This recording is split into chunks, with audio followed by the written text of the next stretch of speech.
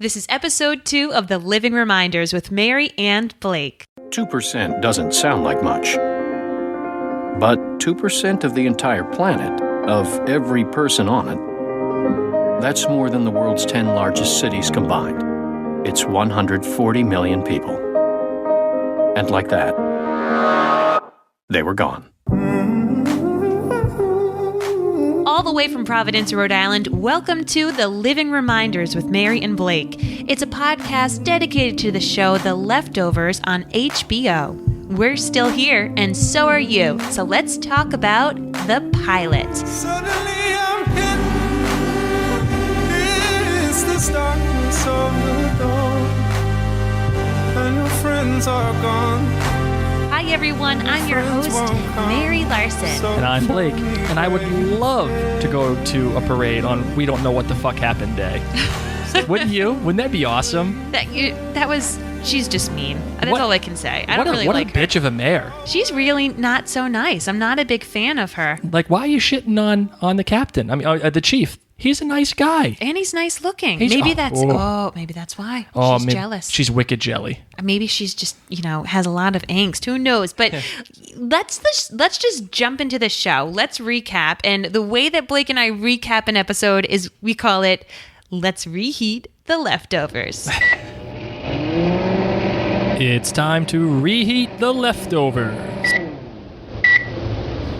All right, so it starts off in the laundromat with that mom doing her laundry like every other parent does. Busy day, puts the baby in the car, turns around, baby's not there. I know. This was the scene that I was waiting for, but I was also dreading at the same time. Because, like we said on our last episode, we have a 1-year-old. And just knowing that this kid was going to disappear was terrifying. And I didn't even know how to handle it as it was happening. So it's one of those things that you kind of wish that, oh my God, sometimes I just wish my kid would go away. Stop bothering me. But this actually happened in the show, and it was terrifying. It was so sad. She turns around, she gets the help from everybody. There's the kid who loses his dad. The car then crashes. I mean, chaos is ensuing. The one critique I had about this scene, it was awesome. I mean, it was beautifully done. I just wish I hadn't seen it in the previews. I know. Because it was so powerful. Like, especially as you said, we have this 1-year-old. We see this dread. Even if you don't have a kid of your own, this is a very scary scene to watch. But because I'd already seen it so many times before watching Game of Thrones, I felt a little bit like the epic nature of it didn't hit me as much as I wished it had, because it was so powerful. How about you? What did you think since you had seen it in previews? I thought it was still just as powerful. The thing that really got me, actually, was there was no opening sequence for this show. It just, boom, you're right into it. And you see that this kid is going to disappear. And again, the dread of knowing that was going to happen from the previews, and then seeing it happen, and then the total alarm and disbelief of this woman that her kid was just gone now. And the sound that they had during that scene, it was pretty unique. Like that music, it was like that sound that was made by, what's the thing that's on Harry Potter? The Horcrux. The Horcruxes. It reminded me of that. Like that sound. Makes you just want to rub your neck like Voldemort does when he rolls his head. Oh yeah. My God. Oh my God. And I loved it. I thought it was a great scene. And the thing that I like about it too is it's a small time thing in comparison to the overarching people disappearing throughout the whole world.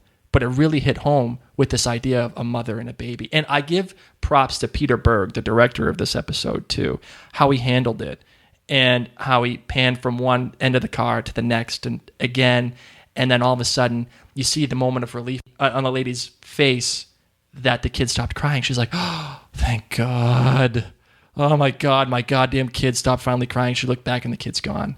And then Peter Berg, with his shaky cam style, totally caught the emotion of it, and I loved it. I thought it was phenomenal. It was great. And then, of course, it cuts to 3 years later with that piano medley that the melody kept showing up throughout the episode. It was really simple, but had a little bit of a little spooky, eerie nature, yet very simple. And I think that is just what you said. Like, this whole show is taking place in this really simple, small town. So that's what I liked about the piano. It wasn't some huge orchestration. It was just reminding you we're simple folk here. And it starts, of course, with the police chief going out on a run. Yeah, Kevin Garvey living life like just a regular everyday thing. Like, hey, no, I don't care if people disappeared. I'm still going to move on. Now, later on in the show, we kind of end up realizing that it's all kind of a facade, really. Because it needs to be. But while he's on this run, first off, I need to talk about something. He's running with a fanny pack. Did you notice really? this? Yeah, it was on the back, so it was a backwards fanny pack. Here, really? Swear to God, rewind. Fanny pack, you're awesome. Then, What is this, 1992? you know, who knows? We're going to break out the Stada jackets and like the Charlotte Hornets pants? Really? So then this dog shows up. I don't really like dogs. All right, let's just get this party started by letting me say I don't like dogs, and that was not a cute dog. No, that was a cute dog. Not in my opinion. For someone who doesn't like dogs, that was not a pretty dog. So then it comes up, and he's trying to talk to this dog. First, buddy, no, you and your fanny pack should know better than approaching strange dogs. I thought you would appreciate the dog. The dog's name was Dudley. I felt bad once the dog died. I'm not gonna lie. I felt bad. I mean, I don't want dogs to die. I just don't like them. You're not a dog killer? No. So that was freaky. Leave it to HBO, right? First, they make a baby disappear, right? And then all of a sudden, they kill an innocent dog. All within 5 minutes. It's just Babies and dogs That's dead. it. Gone. See you later. We don't care about anything that's innocent or good in this planet. No. We're just going to get rid of everybody. Screw it. I mean, it took, what was that movie, I Am Legend? It took till like the very end of the movie for him to kill his dog. Oh, that was so... I cried at that part. And I then was Walking so sad. Dead, that baby still isn't dead. I That know. baby's still alive. But you're right. HBO said, we don't care. Yeah, and they did it on Game of Thrones, too. Remember that season 1? They had the guy just like stab the little babies. baby. Oh, my God. HBO, you're just killing me. But so he kills his dog and he drives off. And He tries to stop the guy, and I think this says something about the world that they're in. It's all a facade. Everybody moving on with their lives, but people are like totally messed up. we're going to get back to this. Yeah. You want to know my thing? What? I don't even think there's a guy in a truck. I think he shot the dog himself. Oh, really? Yeah. Oh, well, no. Let's save that. Save that. Let's save that. All right, continue. Okay, so then we cut to the cult, these weird people who are smoking as soon as they wake up. Oh, I know. And she just, as soon as she wakes up, she looks up and she lights a butt, and Talk about halitosis. I mean, really, if you're a smoker, you got some nasty breath anyway, and maybe you just cover it up, smoking it right away. You don't need to brush your teeth. yeah, I know. Just smoke. And then one of the things that I really liked about this scene too, it just kind of got shot in there, was a memory of a fight between two girls. It was very quick hit. Oh, like a school. It was like a schoolyard. They were in uniforms. And the thing why I'm bringing this up is because the show, during the editing, they do this kind of flashback stuff throughout the show. Very quick hits, almost disorienting. Yeah. And, you saw the one later on, we'll get into it with Tom, about the people jumping off the building. You see the one with Kevin about his father going crazy, running through like cop style, like naked. All you see is this big white ass. What you want to do. So I love that idea, how they're bringing that kind of storytelling device in. It's not used as prevalently as in Lost, but you're still getting quick hits, and it gives you that small bit of exposition that I like. It's like stream of consciousness. Yeah. You don't think in these long epic things. You have little flashes, little memories. So like, what the hell does that fight mean? I have no idea. And who was she in the fight? Exactly. Was she a bystander? And why is Laurie thinking about it at that very moment? Who knows? They showed that sign that says we don't smoke for enjoyment. We smoke for faith. Oh, I know. It's to proclaim our faith, right? Isn't that messed up? And I think a lot of people have had their ideas on what this cigarette smoking thing is. For me, it seems to be a tangible sacrament about their faith, that they're just living their lives and they don't care if they croak. They don't care if they get lung cancer, because the world's going to end anyway. And what does it matter? What happened? Like, who gives a shit if the world ends? And who gives a shit if we get cancer? I'm confused, though. Where are these people getting this money for these McMansions and all these cigarettes? Because I don't smoke cigarettes, but I see how much they cost. It's like $10 a pack now. And they're chain smokers. Oh, I know. So they're getting money from somewhere. I know. Well, the good thing is that in the book, and yes, I have read the book. I did finish it. In the book, they do tell you where they're getting it from. Oh, thank goodness. But it's supplied by the Guilty Remnant. And what they do is they buy in bulk these really shitty cigarettes that taste like crap, and they pass them out. But and the thing is, too, well, where are they getting all the money from? You know, and why are they living in these big, beautiful homes? In those beautiful homes, there was this really quick shot, which shook me to the bone more than the smoking. Mm-hmm. Do you remember seeing that shot with all the wall covered in picture frames, but they were empty? Yes, I no hated pictures. that. Isn't that creepy? They didn't even keep in the fake pictures that you get when you buy it at CVS, and there's like a really good looking couple or like a cute baby, and then you put your picture in, and you're like, those people looked better. We kind of suck. Yeah, that was terrible. I know. No, it's really creepy. It's almost, again, a reminder to them that all of it is just a waste of time. And, you know, we'll talk about this too, with the sign, stop wasting your breath. That's their whole motto. This life, it doesn't matter, because sooner or later, this world's going to end, and it's coming to an abrupt end. So are we supposed to think that these people, the Guilty Remnant, are believers in the rapture because they think it's going to end now in 4 years? Because that's what it is, right? The rapture, people leave, and then 7 Jesus years come later, back 7 years. 7 years later, the world literally ends. So are we led to believe that these people in this are believers in that they think they're going to die? Or are we supposed to believe that they don't believe in anything and don't care? I think philosophically, they pick and choose what they want to believe. Like the whole Jesus thing, maybe they don't necessarily believe in Jesus, but they definitely do pick and choose what they believe about the rapture. And they still think that, yes, 7 years from now, this world's going to end. And everything else that's happening right now, all the relationships that you have, it doesn't matter. And they're just waiting. And there's no point in living your life. They are so negative. I would like to create a cult that's the exact opposite. That's called the Happy Remnant. And say, I have 4 years left. Let's go to Disney World. Let's travel the world. Let's eat cake. Lots and lots and lots of chocolate peanut butter cake. I mean, have a happy. Live in a mansion and be happy, guys. Add some color into your life. My goodness. Yeah, the white gets a little oppressive, doesn't it? How do you keep that clean? They must buy a lot of bleach, too. Well, after that big riot that they had, they kept dirty. Oh, my God. They were like all covered in blood and everything. Oh, they need some wet naps. Lots and lots of wet naps. Maybe that Clorox bleach pen. I love those. So you're saying how you think some of them might have faith in different things. Yes.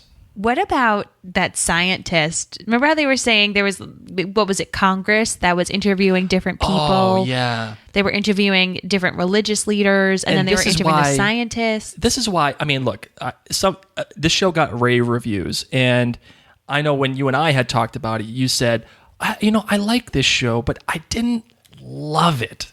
And I liked it.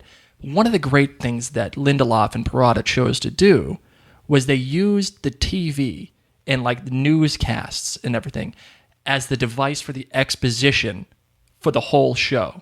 Meaning, we're following Mapleton. We're following Kevin Garvey and his family. But this is a global scale thing. 140 million people disappeared. And what do they do to get that idea stuck in your head? They used like CNN, or whatever the equivalent is into the show. I forget what it is. And this commission, the Denzinger Commission, and you see it playing in the background all the time. So they're not wasting your precious time as an audience doing the exposition of like, well, sir, what happened here? They're not doing that. They're telling their story, but in the background, they got these people talking about it. It reminded me a lot of 9/11. I was a freshman in college. I think you were a sophomore in college for 9/11. Yes. I remember constantly, the news was always on all the time. Anywhere you went, it was always on CNN or NBC or Fox or whatever. And the talking heads were always fucking talking about the World Trade Center. And it was always kind of bringing you down. And you could never move past it because they just kept talking about it. like Wolf Blitzer and all these guys. So it was great to see that kind of little bit of reality in the show. See, for me, it really made me feel a lot like 9/11. Even that scene at the end when they're at the bar and the mom's asking, where were you when it happened? Oh, I know. That was, I feel like my sophomore year, one of the top weird conversations you'd have. And honestly, every September 11th, whoever you end up seeing, most likely that comes up in your conversation with someone. Hey, where were you when it happened? Where were you when the planes hit the Twin Towers? Where were you throughout that day? And it just became this silence that day. And being a resident assistant on that day, I had to go and counsel a lot of the students who were from New York and New Jersey and were very, very affected.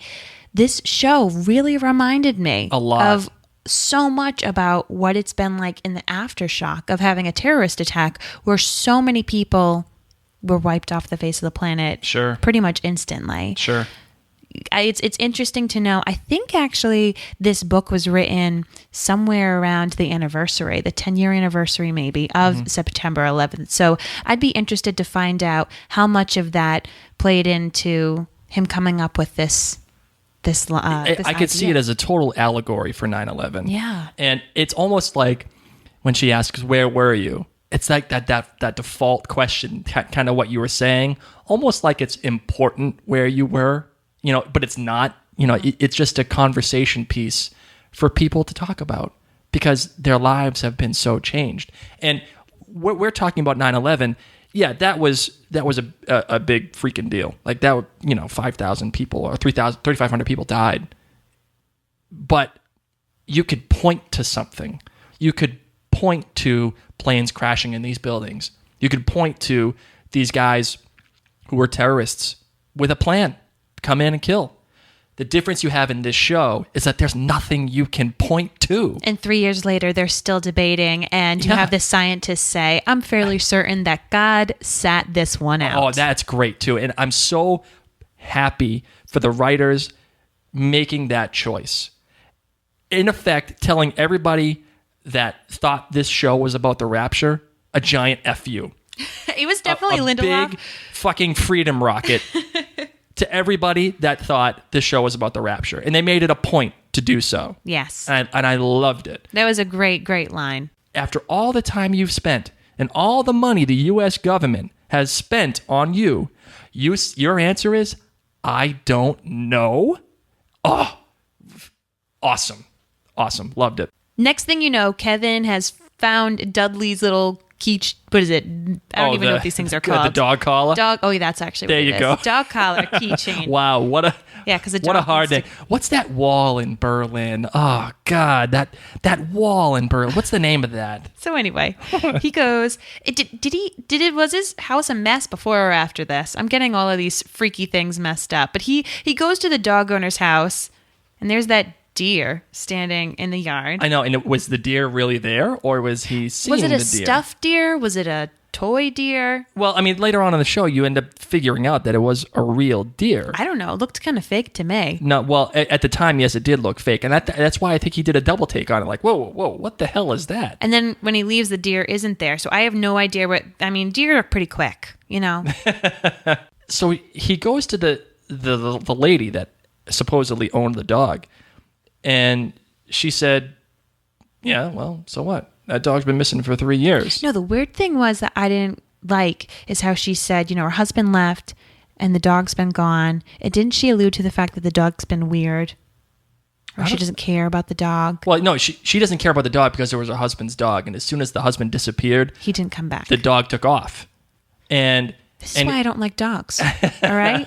Between this and what happens later when the guy's like, these dogs are all weird, I feel like it was said multiple times that some of these dogs just got nasty when their owners went away and they snapped, just like some humans do. Mm-hmm.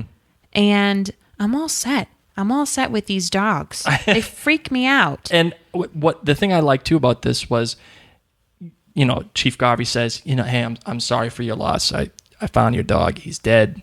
I just wanted to tell you here's his collar. And she's like, he says, I'm sorry for your loss. And she says, is that what it is? Like, and that to me describes all of this stuff. And it describes the whole show. You don't know how to categorize any of this crap. And people just kind of become numb. Yeah. They stop feeling because they don't know how to move on with their lives. I remember from the book, there was this one excerpt that said, you knew people disappeared and you knew you had to live your life. And you took the knowledge of people disappearing and you put it in that dark, deep recess of your mind, the same place that you put the knowledge that you're going to die every single day. You put that in the back there so you can live your life. But I think that those walls 3 years later, they're starting to crumble. And people may be able to move on right now, but now you see people falling apart. And that right there, well, at least leads me to believe that's what's happening. So another person who was falling apart was this congressman who kind of looked like Santa. I was so happy he ended up jolly in the end. But he gets driven up to go visit this guy, Wayne. This whole storyline, I didn't understand that much. I'm not going to lie. Yeah. Everything about Wayne and what Wayne does and what's wrong with the congressman and why this kid's driving him and not answering his dad's phone call. Yeah. I just didn't get any of it. Well, as we all know now, the kid driving him ended up being Kevin Garvey's son, Tom Garvey. And he brings this congressman and he brings him to this compound. And people got guns, and they're doing these checkpoints, and they're switching cars, and they're going crazy. And then it's like cribs with all these hot Asian girls. I know, like, what's... Now, I know the deal with the hot Asian girls. So let me ask you this. In knowing what the hot Asian girls are, what do you think that they are? Hot Asian girls who get to hang out in a crib. I mean, if I was told, hey, people disappeared, life is pretty rough, do you want to come live in a mansion, sit by a pool, and eat gummy worms? Mm-hmm. Okay. Except I'm not a hot Asian. Oh, and how about Tom and Christine, the little Asian girl, flirting? Like, Tom wants to get in on that. If someone brought me gummy worms that I couldn't get, I would totally be flirting back. Wait, is that what it takes to get that done? I love gummy worms, but I'm eating this whole 30 paleo crap. You know, I'll be right back. We're gonna get gummy worms. Okay, so no, what's up with Tom? So Tom has been this kind of shuttle for Wayne's people who need to get fixed. Why does this congressman need to get fixed? What's wrong with him? Well, Tom says to the congressman that he's burdened. And sometimes he also refers to it as abandoned. But, and then the congressman says, hey, is this guy the real deal? And Tom says, yeah, it's as real as it gets. And obviously he brings the congressman to Wayne, and something happens. You don't know what yet, but the congressman was unburdened. Whatever he felt was gone, like that. So what did Wayne do? How did he do it? And is this some kind of supernatural power that Wayne has? Or is this something that came as a result of the sudden departure? Did he figure it out? Did he always have it?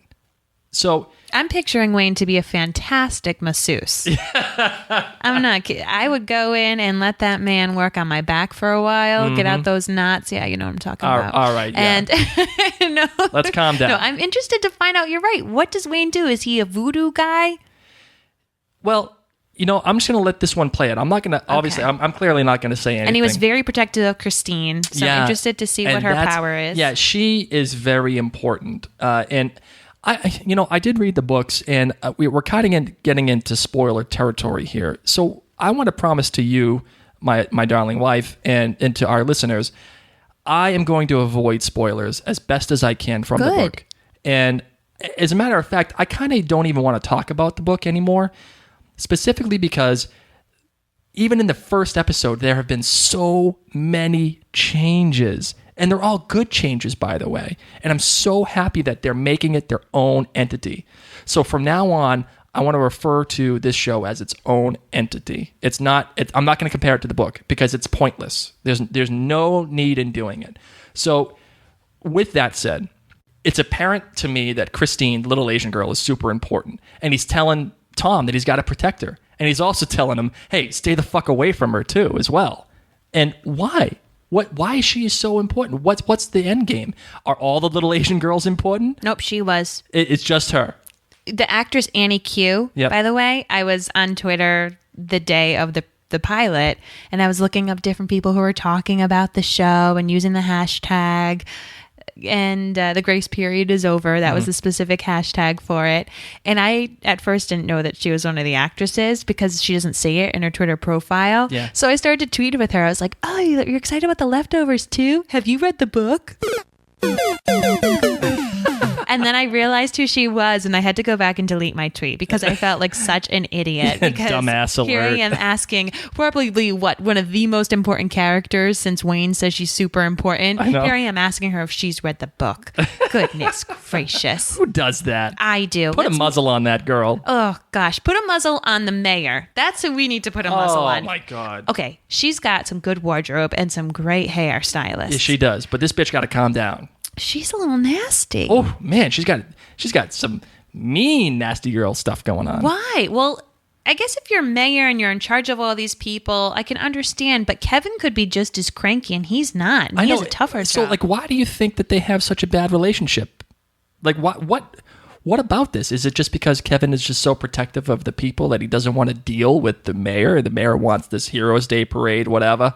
And he's just kind of like, nah, dude, we can't do that. We're just inviting these people to show up and ruin and start what eventually ended up happening, a giant riot. I think she's part of my cult, the Happy Remnant. She wears color, she's very positive, and she doesn't believe in negativity. I couldn't believe how shit on he was by Mayor Lucy. I mean, she really got on him. Yeah, she was... And undressed him in that little meeting that they had with everybody around. And you know, one of my favorite lines, too, was... Why are we calling this Heroes Day parade? These people weren't heroes. And the guy's like, one of the guys in the audience was like, yeah, my brother-in-law disappeared and he was a dipshit, you know, like, so that just, it lends itself to being the not the Rapture again. You know what I mean? It cuts to a high school scene after this. Oh yeah. With Jill. Yes. And Jill gives it to this other girl. She gave her the business. Ouch. I played field hockey, and, you hit each other's legs quite frequently. You try to break each other's legs a lot. You wear mouth guards in this sport for a reason. But, man, when she got her smack dab in the nose. Oof, broke that bitch. That was nasty. Wow, man, that was serious stuff. And then I love how when the coach is talking to her after, and she's just like, yeah, I'm fine. Don't worry about it. Just keep that cunt away from me. And I was like, ooh, yowza. Like, you really are, you got some problems, girl. Like, let's calm down here, you know? And how did you feel, though, about going out later that night? Her problems kind of just expanded. How she was talking to her dad and how she interacts with everybody. Well, that relationship clearly is a fractured relationship. She's a teenage girl. Everyone has a fractured relationship. Well, with yeah, their parents, I know. Well, luckily I'm not a teenage girl, so I never have been, so I don't know about that. But I think it's even more fractured beyond the point of teenage girl versus dad, because clearly this girl was close to her mother, and she clearly loved her mother. And it appears to me that her mother was the rock of this family.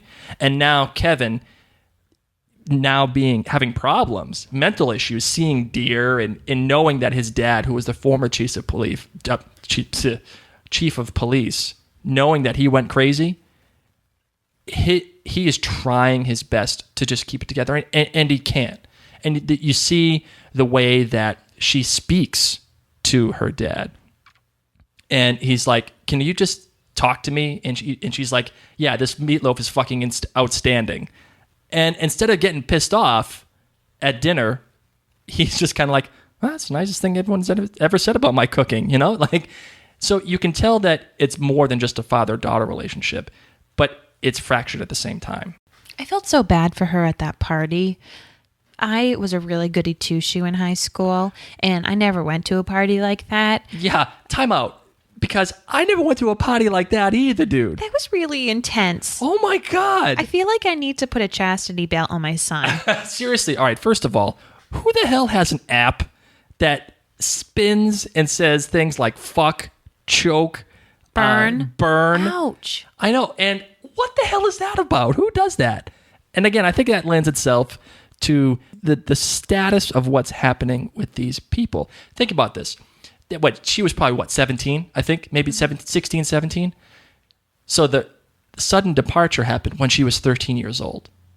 Can you imagine how fucked up she's got to be in the brain because of right that? in the teenage years when girls are already trying to find themselves, and anyone's trying to find themselves. And these people disappear on her, and now they got to figure it out. And again, this goes back to what I was saying before. I think people are starting to not feel. They're numb in this universe of The Leftovers. They're numb. And they're doing anything they can to feel something other than the numbness that they're experiencing. For example, like the kid with the fork and getting burned in the arm. Or, let's just go fuck people randomly. Or, hey, why don't you choke me while I jerk off? Like, those things are happening, and they're doing anything they can to experience that. So, you know what kind of reminds me of, too? Remember the movie High Fidelity? Yes. And remember when the girls, John Cusack's girlfriend, the father, dies after they broke up, and she meets him up with Johnny Cusack after the funeral, and they get in the car, and she says, I just need you to have sex with me. That way I stop feeling what I'm feeling. I just need something other than this dread. And that's what's happening in The Leftovers. And I think that's why they're playing these games and they're doing all these drugs and having these crazy parties, because they're doing anything they can. Then she meets those twins. Okay, you want to know what's first of freakier all, than that dog? What's that? Twins. I know that they're very famous people, though, these actors, but twins just always freak me out. So these twins, they help her find a place to bury this dog. I don't know whose yard they buried this dog in, and they did not dig that deep of a hole. They were driving a Prius, by the way. They wanted to play ping pong. They're very precious. I don't even think they were at that party. I think they were across the street.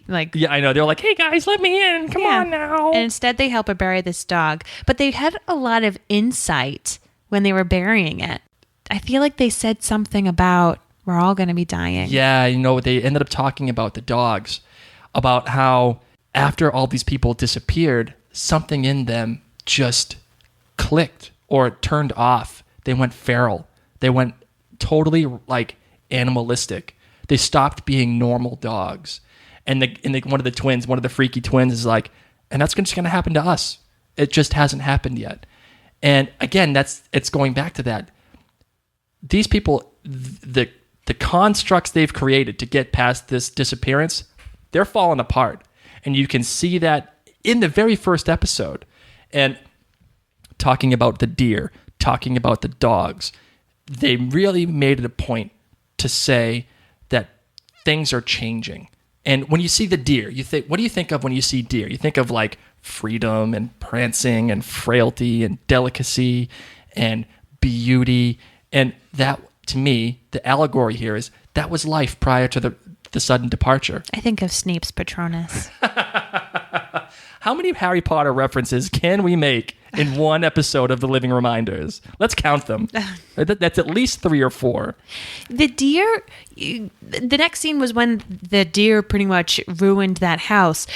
That deer to me is not real.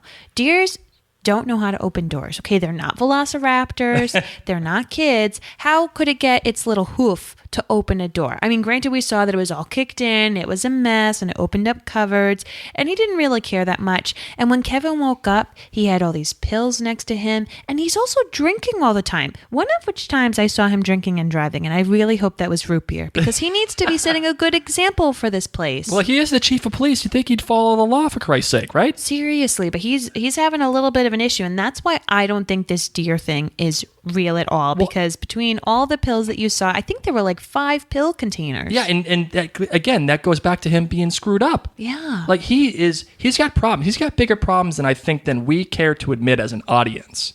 And he's going down the path that I think his father is going down. Now, we haven't met his father yet. We don't know what happened to him, but something messed up happened to his dad that drove him nuts. And that's going to happen to Kevin as well. It's going to happen. Man, just like those deer. So he warns everybody about going to this parade because you're right. He sees himself losing it. Oh, yeah, definitely. And I think he knows, he's able to contain it somewhat by his drinking and by taking his pills. But obviously this deer thing is a red flag, in my opinion, that his mind is starting to lose it. Yeah, and I think he recognizes the fact that these constructs are falling apart too. And then when at the end of the show, you see the dogs just tearing this deer apart. And in his dream, he hits the deer with his car. You start seeing all these signs of people dogs, feral dogs, insane humans, or humans that aren't right, killing this innocent little deer. And it's not like it's Bambi and nothing, but it's this thing that keeps getting pushed into you as a viewer. So something is happening that's beyond that. And then when they have the meeting, he's saying people aren't ready to get better. They're ready to fucking explode. Again, people losing their shit. People ready to just burst out their animalistic, feral nature. So they get to this Heroes Day Remembrance. Yep. Okay, first that sculpture. Terrible. That's creepy. So creepy. Like the Bad baby's job. face. Yeah, it was not. And I love happy how or they made fun of it uplifting in the show too. They're like, yeah, that's kind of ugly. Yes, terrible. We can't leave the sheet on the entire time. That'd be a little awkward, wouldn't it? And the people are there, and sure enough, they are going to protest. And it was interesting to see even the dynamic when Laurie, when she wanted to become one of the protesters, when she had to write down, I wanted to be one of the heroes, or why is my name not up there? I want to go. Yeah. And I didn't know if that was for her to become a protester, or was that to stalk Liv Tyler? Well, I think she also kind of knew that her husband was going to be there. And I think that she wanted to see him. And I think that she is having a hard time with all of that's happening. I think she is definitely dedicated to the Guilty Remnant. Because clearly she left her family. She left her daughter that cares about her so much. But she definitely still has a soft spot in her heart for Kevin. That moment when the rioting is going on and everyone's beating up everybody, and there was that one shot that showed Kevin helping her get up, and at that point you didn't know that was his wife or anything. It was a throwaway scene at the time, but when you find out that big reveal that Laurie is his wife, you're like, oh my God, they did see each other. He did help her. It totally blew me away as a viewer. I almost want to rewatch this episode now, understanding that his wife isn't dead, that Tom's mom and Jill's mom isn't dead. Yeah. And did they understand, and did they know, or do they think she's gone? I want to know, when did she leave? When did she decide to just up and become one of these chain smokers? Well, do you think that they do know? Do you think that they are not aware of the fact that she is part of the Guilty Remnant? Or do you think that they think she died or whatever? I have no idea. Yeah. I mean, everyone talks about her as if she is dead. So What a good fake out, though. Gosh, they did an awesome job. I did not see that coming. Especially when he punched the thing with his elbow, the picture, you're thinking, oh my God, he just wants his wife back. She's gone. She probably departed. And he's so lost without her. And he gets an even worse torture. She's still there. She's just choosing to say, F you. I'm not going to be with you. How terrible must that be? How terrible must that be for her family, too? Liv Tyler, whose character is it Molly? Meg. Yes. You begin with an M. Meg makes that choice in this episode. And not to fully join, but she just kind of wants to have a sleepover for a few nights. Yeah, she just wants to check it out, I think. I really enjoyed watching Meg this episode. How come? Because she's so haunted. Mm-hmm. She is burdened, as Tom would say. You see her and she's trying to plan for this wedding, and she has this dashing fiance who's so excited, and everyone knows that she's beautiful and she's young and vivacious and has this life ahead of her. And yet she just has this cloud over her head. The whole entire episode, she can't smile. She's at the event and she sees these people, and sure, she's being haunted physically by the Guilty Remnants. Oh, when she freaking wails Laurie right in the face when they were like getting on her in front of her house, and she just goes, "What are you doing here? You guys are everywhere!" And she just wails her, and like you could see her trying to fight for her normal life. She's trying to fight her depression. Yeah, that's really what it was. She is just so overwhelmed by sadness, and she lost it. And when planning a wedding isn't a big deal, it's picking fucking centerpieces. That's what it is to her. And imagine how sad that must be too.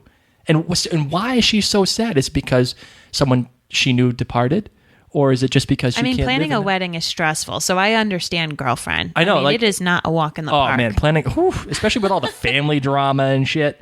You get all those people. That in and of itself, skip the whole sudden departure. That will make you want to join the Guilty Remnants no matter what. But you're right. Who did she lose? Or is it just that she's so affected by this disaster, by how sad this is, by whatever it is, loss, whatever you want to call it? Is she just that affected by it? So I'm excited to learn more about her story. Yeah. So, but let's get back to the riot itself, right?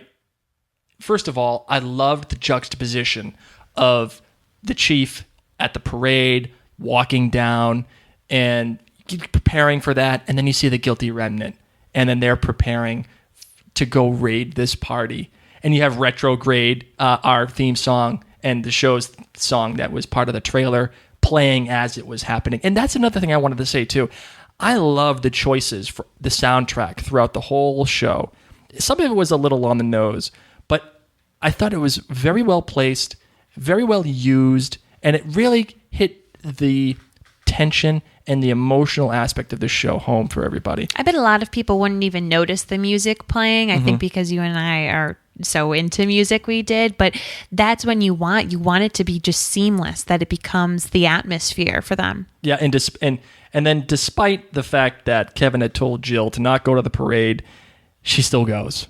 And he didn't want her there because he knew that GR was going to be there. And I think without knowing that as a viewer at that very moment, he knew that Laurie was going to be there. And he probably knew that if Jill sees her mom, it's going to be bad news. So I think that's the reason why. Because it was the safety thing and all that bullshit, but it was really because he knew he couldn't take the chance of Jill seeing her mother.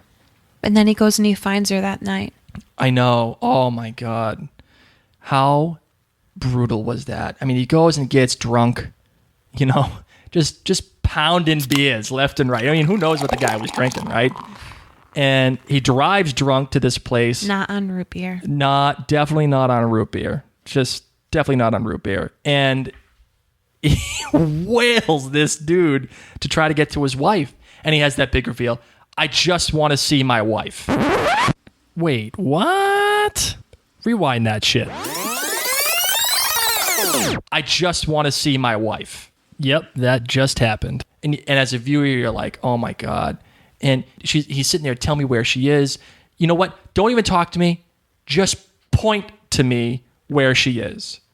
I wish they had visiting hours. That wasn't very nice. She could at least write to him. The funny thing is, after pounding that guy, seeing her for the first time, he looks at her and he says, hi, you okay? And it was so innocent. It was so sensitive. It feels like something I would say to you if I hadn't seen you in so long and I knew that you were elsewhere. And I'd be like, are you all right? Is everything okay? Especially after the riot and everything that happened there. And he's told to take off. And he says no. He just asks, he begs Laurie to go for a walk.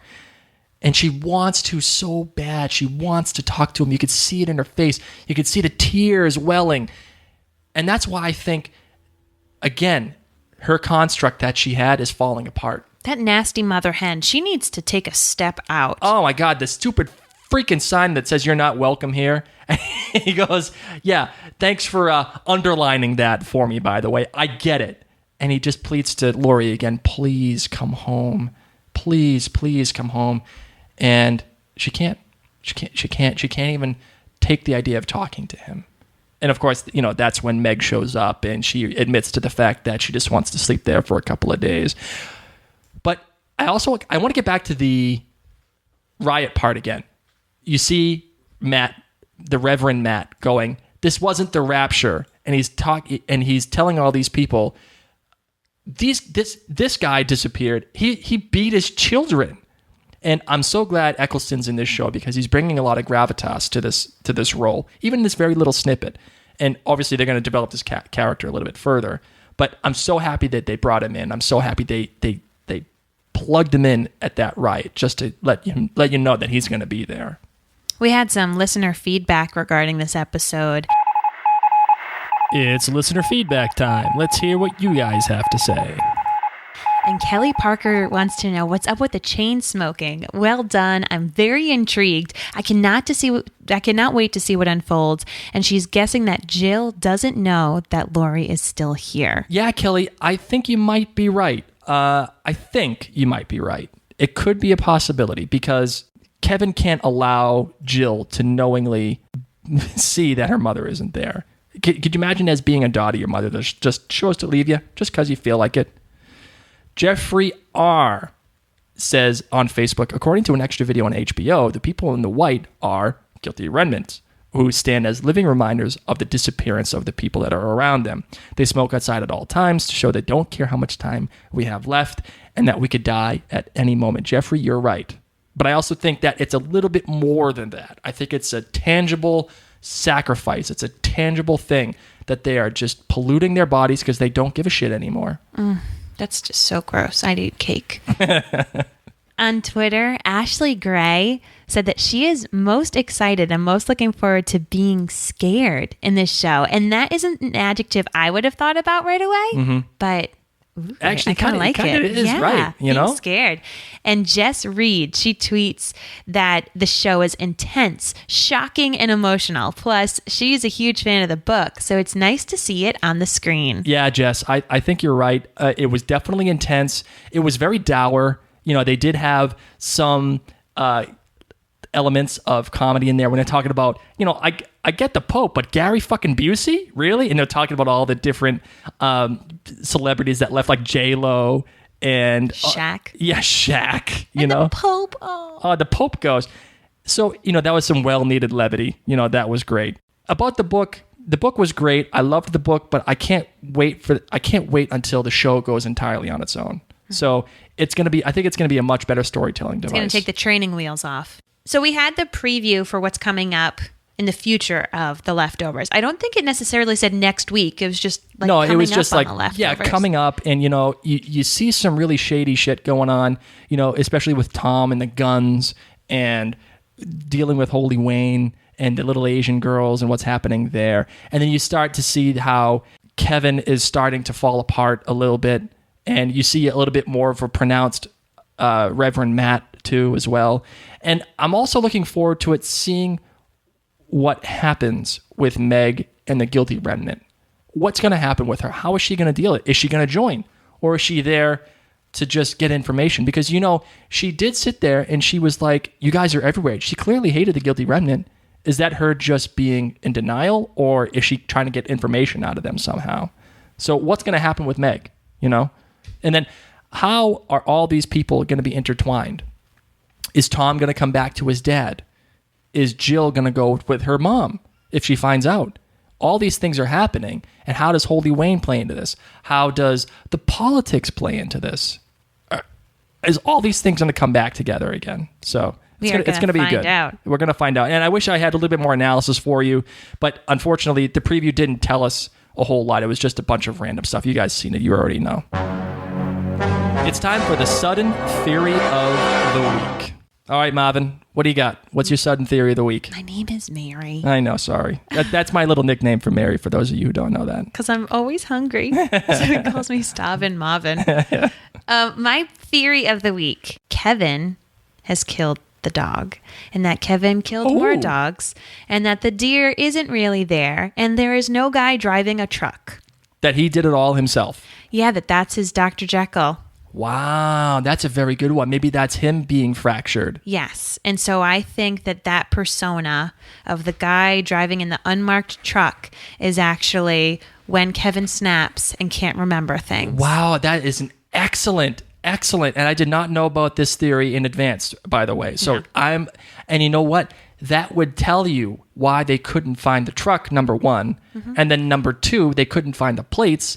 And remember, he was saying, "What's the plate number? Where's the truck? Just fucking find it for me. Tell me that you don't know." Because a cop would catch the plates. A cop would catch it. Well, he said there were no plates, so I can understand that. Yeah, but still, like, if this guy's in town, those cops, especially if the chief of police is telling them, "Hey, find this truck," they're gonna find that truck. I don't care what anybody says. Yeah, so I don't think that guy really exists. And nobody else really sees that guy. Even like at the end when Kevin is talking to the mother who's baby disappeared in the bar, and he's like, hey, we're still here. The mother doesn't pay attention to that guy as he's walking by in the bar. No, he's nobody not there. sees him. Nope.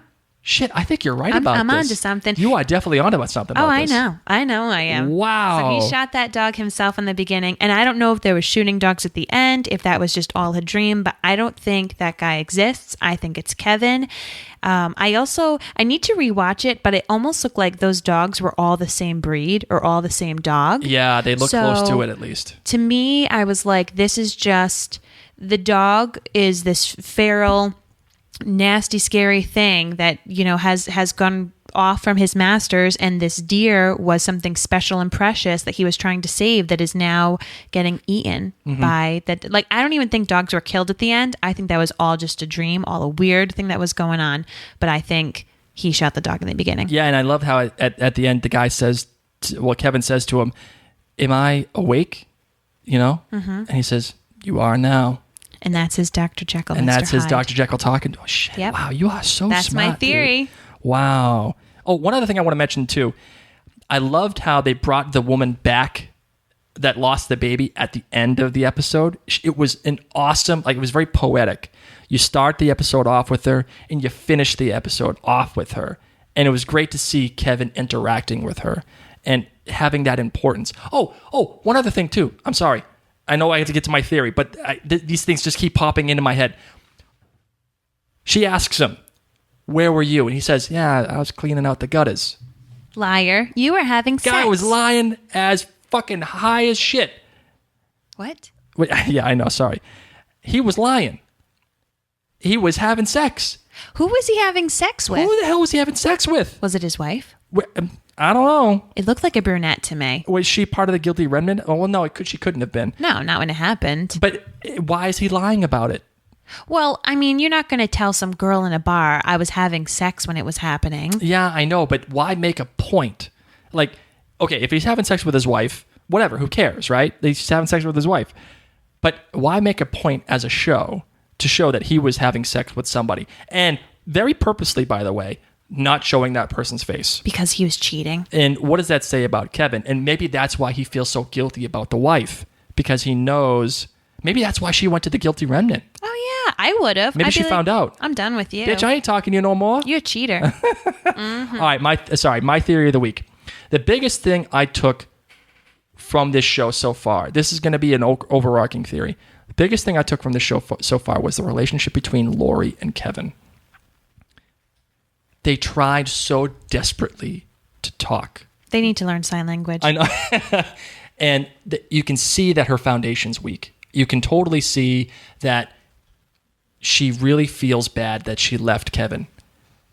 So this is what my theory is this. She's going to cave, and the GR is going to find out about it. And maybe Meg is the one who helps her cave, or maybe Meg is the one who trades her in, says, oh, no, this lady, she ain't doing right here. But she's going to eventually cave. The GR is going to find out, and they're going to punish her. Kevin's going to find out, and he's going to try to rescue. But in the rescue, Laurie dies.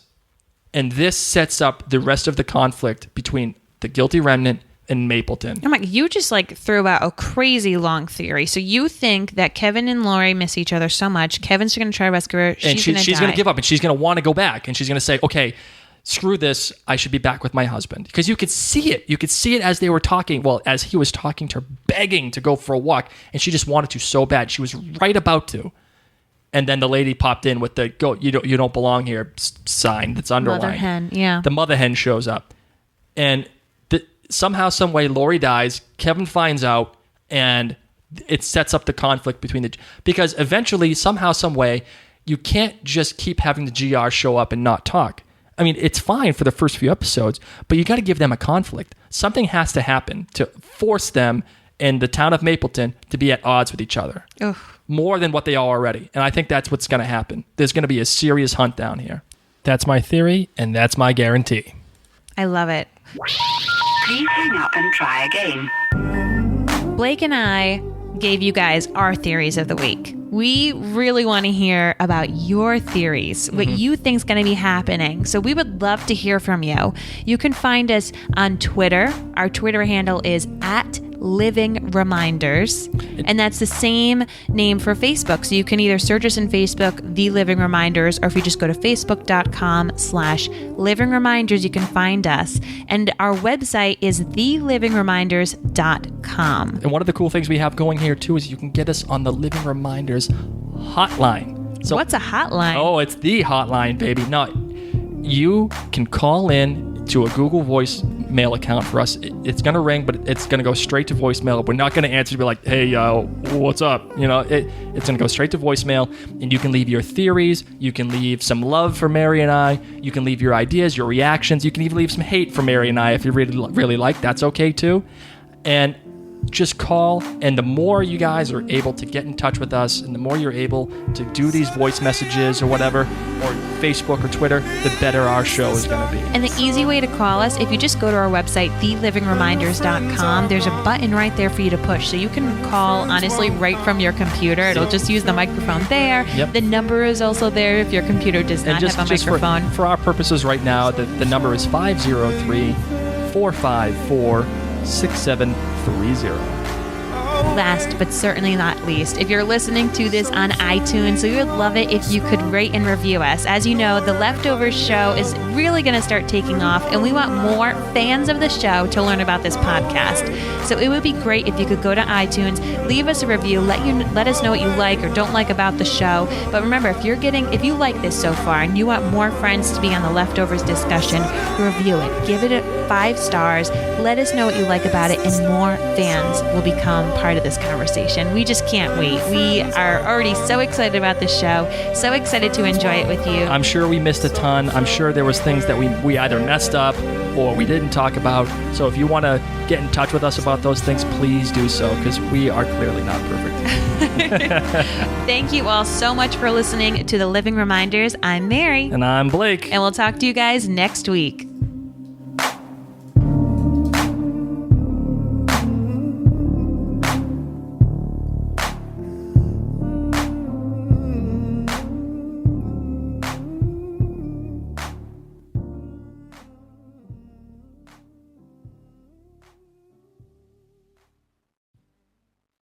We have the tech to get food delivered in 15 minutes, but we all have horror stories about buying tickets. The Game Time app gives fans the advantage. Get amazing tickets in just a few taps. Fees are included, so what you see is what you pay. And the Game Time guarantee means authentic tickets at the best price every time. Take the guesswork out of buying tickets to concerts, sports, comedy, and more with Game Time. Download the Game Time app and create an account for $20 off your first purchase. Terms apply. Hey, it's Ryan Reynolds here from Mint Mobile. Now, I was looking for fun ways to tell you that Mint's offer of unlimited premium wireless for $15 a month is back. So I thought it would be fun if we made $15 bills. But it turns out that's very illegal.